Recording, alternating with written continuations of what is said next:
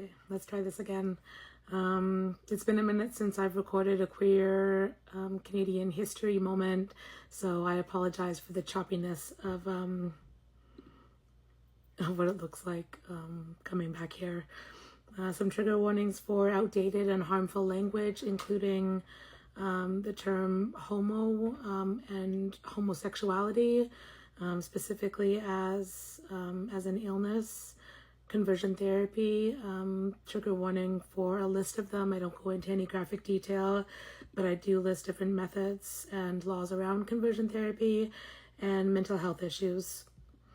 So I found a headline for a newspaper, and it reads, "New theory claims homosexuality can be cured." This goes on to state, modern medicine, quote unquote, modern medicine sees deviation as physical problem, disputing old belief that homos are made, not born. Oof, that's very problematic and harmful, but that is how it was in the 1950s and before that.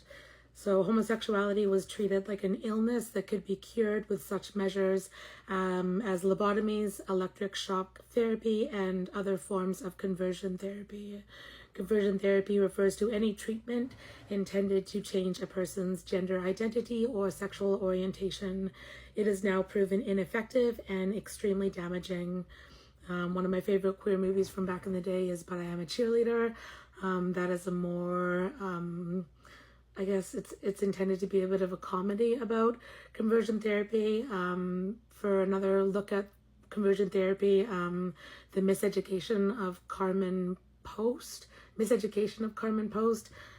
another one, and there's one with Nicole Kidman, something about apologizing to her son for putting him through conversion therapy. But yeah, check out those movies, or search conversion therapy if you're interested in what those used to be. So conversion therapy is now illegal across Canada. I'll tell you more about that in a minute. The diagnostics to test one of my access needs is that I need to read the script, and I also need to take my words slowly. The Diagnostic and Statistical Manual of Mental Disorders, or the DSM, is the handbook used by healthcare professionals across North America as the authoritative guide to the diagnosis of mental disorders. As homosexuals were thought to be suffering from a mental illness, in April of 1952, the American Psychiatric Association, or APA, listed homosexuality as a, quote, sociopathic personality disturbance in its first publication of the DSM. This classification meant that people could be institutionalized against their will, fired from their jobs, and denied a mortgage, among other negative repercussions. It wasn't until 20 years later, when homosexuality was finally removed from the DSM and replaced with the term sexual orientation disturbance for people who were said to be, quote unquote, in conflict with their sexual orientation. It wasn't until 1987 when it was finally completely removed. I'll put a black and white photo on the slide, maybe up in here, if I figure out the tech specs of doing that. A black and white photo shows a man by the name of Dr. John Fryer sitting in front of a microphone next to another man at a news conference table in 1972. So Dr. Fryer spoke out against the DSM, which was something very dangerous to do. And he said, quote unquote, "I am a homosexual. I am a psychiatrist." His declaration is said to have changed the world. Given the risk involved with openly identifying as a gay psychiatrist, he presented himself as Dr. Henry Anonymous, disguised his identity by wearing a mask, I believe of a former president, maybe Nixon. He wore a tuxedo 3 times, too large for him, and he used a microphone with a voice distorter when he spoke. And those measures alone tell you, how much fear must have existed for someone queer to speak out when they knew they could be institutionalized. They know their family could find out, and they could be kind of pushed away from their family, their kids. They might have not been able to get custody of their children, being fired from their jobs as part of, the purge campaigns that were rampant back then. I will talk more about that in another slide because that deserves its own 10-minute kind of video, including, a note about something called the fruit machine, which was something that was actually developed and paid for in Canada. But yeah, and there's an article that I have about Dr. Henry Anonymous, Dr. Fryer, and his contribution to getting homosexuality kind of declassified as a mental health disorder. On the reverse of that, I want to talk about conversion therapy.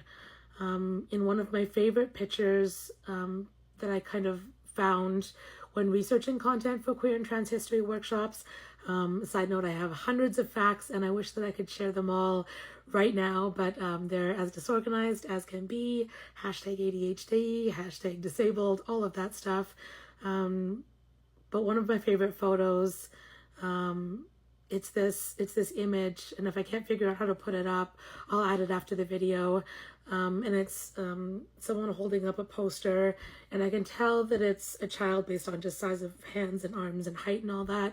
And it's painted rainbows: red, orange, yellow, green, blue, purple. And it says, "You can't cure us, we're not sick." And man, dude, I don't know who needs to hear that, but for whoever who needs to hear that, please understand that if you are queer, if you are trans, there's nothing wrong with you. That is your power. And during Queer Month, when we all see these kind of rainbow placards everywhere, and wonder,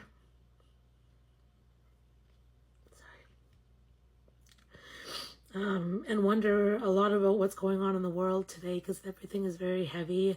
And yes, it's Pride Month, and I'm excited, and I'm queer, and I'm out, and I can wear tattoos. I can get tattoos and wear rainbow clothing, and party in spaces where I feel safe. There's a lot of fear and sadness for people who don't have that. Sorry, I didn't know I was going to get emotional, but mental health stuff is kind of difficult right now, so yeah, that hit.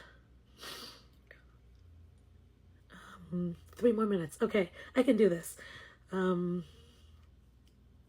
Yeah, so all those measures that came out to ban conversion therapy, Ontario being the first province to do so in 2015. If you're a legal beagle like me and like to know acts and words and all that, it's called the Affirming Sexual Orientation and Gender Identity Act. Yes, that involves SOGI legislation and anti-bullying policies as well. And that effectively banned conversion therapy in the province of Ontario. And finally, just 2 years ago, on January 7th, 2022, Bill C-4 made it a crime across Canada to force another person to undergo conversion therapy, promote or advertise conversion therapy, and or receive financial or material benefit from conversion therapy. And this federal bill, I think in one of my other videos, I talked about federal legislation versus provincial legislation. But a quick note is that federal means that it's across Canada, and provincial bills can always try and fuck with that. But this federal bill, in regards to conversion therapy, amended our criminal code by creating new criminal offenses relating to conversion therapy. Prior to this, several cities and municipalities had already banned conversion therapy within its limits, but this legislation ensures it is banned nationwide. So yeah, I hope to get back into filming these queer history moments. It is queer like Pride or Pride Month in June, but we're queer and trans every single month of every single year. We're not going anywhere.